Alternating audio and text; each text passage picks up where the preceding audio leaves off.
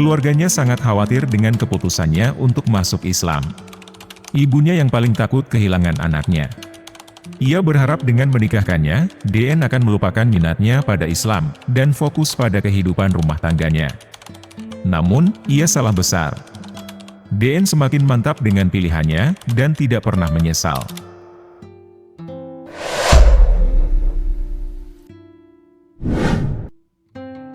Assalamualaikum warahmatullahi wabarakatuh. Sahabat kalbu yang Allah cintai. Kisah kali ini menceritakan seorang pria yang mengislamkan 108.000 orang, padahal dulunya lahir dari keluarga Hindu. Kita masuk ke kisahnya. Islam adalah agama yang paling pesat perkembangannya di seluruh dunia. Rasulullah Shallallahu Alaihi Wasallam menyampaikan ajaran Islam dengan penuh kasih sayang dan kebijaksanaan. Kebanyakan orang yang masuk Islam terpikat oleh akhlak yang luhur dan mulia dari Rasulullah Shallallahu Alaihi Wasallam. Oleh karena itu, tidak ada dasar yang kuat untuk mengatakan bahwa Islam tersebar dengan cara paksaan atau kekerasan. Memang, pada masa Rasulullah Shallallahu Alaihi Wasallam terjadi beberapa kali perang dan pertempuran. Akan tetapi, hal itu bukan karena niat menyerang atau menaklukkan, melainkan karena alasan membela diri atau menjaga kedaulatan wilayah. Kejayaan Islam di Makkah, kota yang menjadi tempat tinggal para penentang dan musuh terkuat Islam, dicapai dengan cara yang luar biasa damai. Ketika Rasulullah Shallallahu Alaihi Wasallam memasuki Makkah dengan pasukan besar, beliau tidak membalas dendam atau menghabisi orang-orang yang telah menyiksa dan memusuhi Islam. Sebaliknya, beliau memberikan dua pilihan kepada mereka, masuk Islam dan mendapatkan ampunan, atau tetap dalam agamanya, namun harus tunduk pada hukum yang ditetapkan oleh Rasulullah Shallallahu Alaihi Wasallam. Inilah yang disebut dengan Fathul Makkah, kemenangan Islam yang tanpa pertumpahan darah. Setelah Rasulullah Shallallahu Alaihi Wasallam wafat, dakwah Islam tidak berhenti. Para sahabat beliau meneruskan misi menyebarkan Islam ke seluruh penjuru dunia. Mereka mengikuti teladan Rasulullah Shallallahu Alaihi Wasallam dalam berdakwah, yaitu dengan cara yang santun, lembut, dan bijaksana. Mereka tidak memaksa atau mengancam orang-orang untuk masuk Islam, tetapi menunjukkan keindahan dan kebenaran Islam melalui akhlak dan perilaku mereka. Dengan metode ini, banyak orang yang tertarik dan memilih untuk menjadi Muslim dengan kesadaran dan keikhlasan mereka sendiri. Salah satu contoh yang menginspirasi dari dakwah Islam yang sejuk adalah kisah seorang lelaki tua asal Pakistan yang berasal dari keluarga Hindu. Lelaki tua ini memiliki keistimewaan yang luar biasa, yaitu ia mampu membuat ratusan ribu orang menjadi mualaf. Bagaimana ia melakukannya? Apa rahasia di balik keberhasilan dakwahnya? Simak kisah menakjubkan ini sampai selesai. Nama lelaki tua itu, DN Muhammad Shahih, yang lahir di Badin, Sindh, Pakistan, pada tahun 1942. Ia berasal dari keluarga Hindu, tetapi ia memeluk Islam pada tahun 1989, bersama dengan pamannya. Sejak saat itu, ia tidak pernah berhenti menyebarkan ajaran Islam, dan berhasil mengislamkan lebih dari 100.000 jiwa. Sahabat kalbu yang beriman, cerita hidupnya penuh dengan lika-liku. Ketika ia masih remaja, ia mulai tertarik dengan Al-Quran yang ia baca diam-diam. Ia merasa ada sesuatu yang menarik hatinya dari kitab suci itu. Namun, lingkungan sekitarnya tidak mendukung minatnya itu. Keluarganya sendiri menentangnya dan memaksa ia untuk tetap beragama Hindu.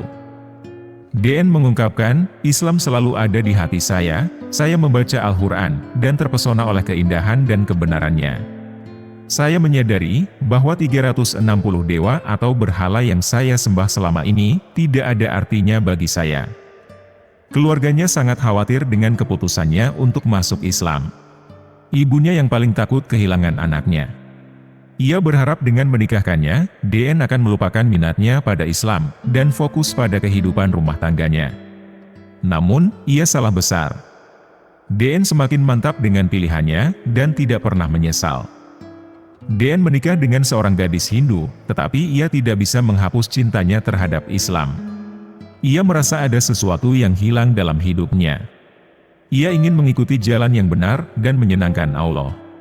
Setelah berjuang dengan hati nuraninya selama bertahun-tahun, ia akhirnya memutuskan untuk masuk Islam.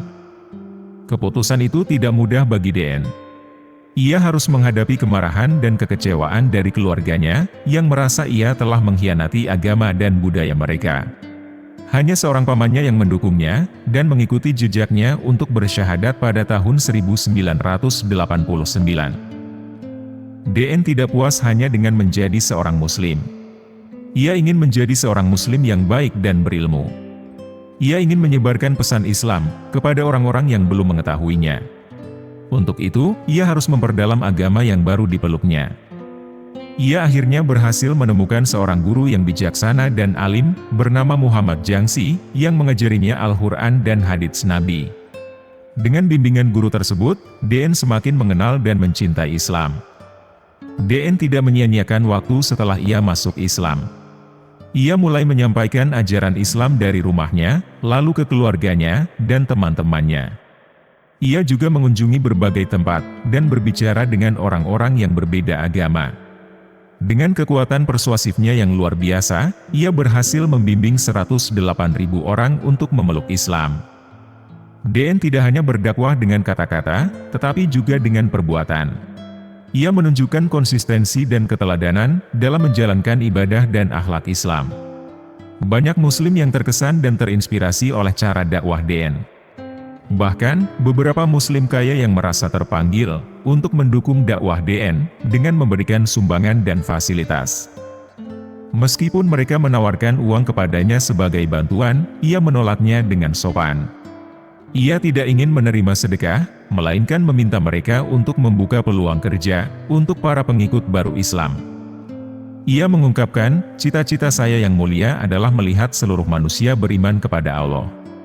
Dalam perjalanan dakwahnya, ia meraih pengaruh yang sangat besar, dan banyak orang datang kepadanya dengan niat untuk memeluk Islam. DN Muhammad Sheikh dengan penuh dedikasi membantu mualaf. Ia memberikan tempat berlindung, dan mengajarkan dasar-dasar Islam, tanpa membebani mereka dengan semua ritual sekaligus. Sebagai langkah awal, dia menyarankan sholat fardu selama 40 hari, kemudian secara bertahap menambahkan sholat sunnah. Pendekatan ini memudahkan para mualaf dalam mempelajari Islam dengan baik. Selain itu, DN mencatat semua 108.000 mualaf dengan detail lengkap, termasuk nomor telepon dan alamat mereka. Dia tak pernah berhenti mengajak orang masuk Islam, tanpa memedulikan jumlahnya. Ia sungguh-sungguh dengan kata-katanya, bercita-cita melihat seluruh dunia menjadi muslim. Semoga Allah mengabulkan keinginannya, dan membantu dalam tujuan mulia ini. DN Muhammad Sheikh adalah inspirasi sejati bagi umat Islam. Perjalanan hidupnya dari seorang Hindu menjadi Muslim, sungguh menginspirasi. Dan itulah kisah dari seorang pria Hindu yang menjadi mualaf, dan berhasil mengislamkan 108.000 orang. Semoga kita bisa mengambil hikmahnya, dan bisa meningkatkan keimanan kita. Wallahu a'lam bishawab. Terima kasih sudah menonton video ini sampai akhir. Jangan lupa like, komen, dan subscribe channel Ruang Kalbu. Wassalamualaikum warahmatullahi wabarakatuh.